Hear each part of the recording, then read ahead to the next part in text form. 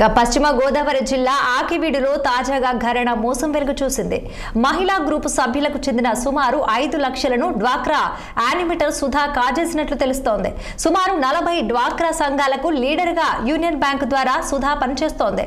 Vasavi group కి చెందిన 5 లక్షలు 3వ నెలలో రుణం ఖాతాలో జమ అయింది.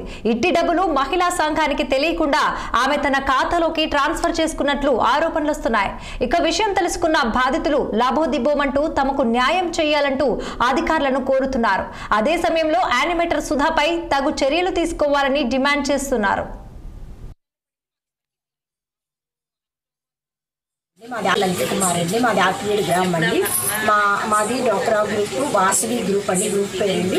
మాది యూనియన్ బ్యాంక్లో అకౌంట్ అండి. మాది గత 22 సంవత్సరాల నుంచి గ్రూపు రన్ అవుతుంది. మా యానిమేటర్ పేరు సుధా అండి. వాళ్ళ అమ్మ అంతకుముందు చేసేది, తర్వాత ఈ అమ్మాయి హ్యాండ్ ఓవర్ చేసి ఈ అమ్మాయి మా గ్రూప్కి సంబంధించినవన్నీ లావాదేవీలని చూస్తుంది.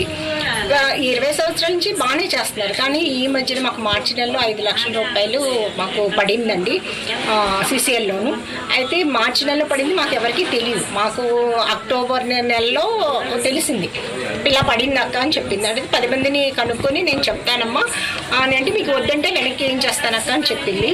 సరే మేము కనుక్కొని చెప్తామన్నాము. తర్వాత ఒక 10 రోజుల క్రితం వచ్చి అక్క మీకు కావాలి అంటే వేయించేస్తాను అని చెప్పింది. సరే అలాగే అని అన్నాము.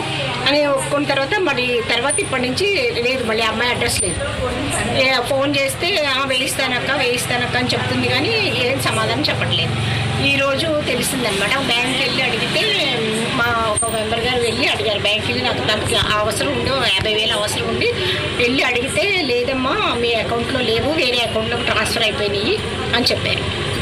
చెప్తే సరే మీ ఏంటి ఏమైందని అడిగితే బయటకి వచ్చి అడిగితే ఇట్లా ఏదో స్కామ్ జరిగింది మరి బ్యాంక్లోను అమ్మాయి ద్వారాను అని చెప్పారు. ఎలాగైనా సరే మా డబ్బులు మాకు రికవరీ చేయండి. మా గ్రూప్లో చాలామంది కాయ కష్టం చేసుకుని ఎలాగోలా పాపం కూడబెట్టుకుని డబ్బులు ఇచ్చేవారు. నేను లీడర్గా నేను అందరి దగ్గర కలెక్ట్ చేసేదాన్ని. మా వాళ్ళందరూ కూడా కరెక్ట్ టైంకి ఇచ్చేసేవారు.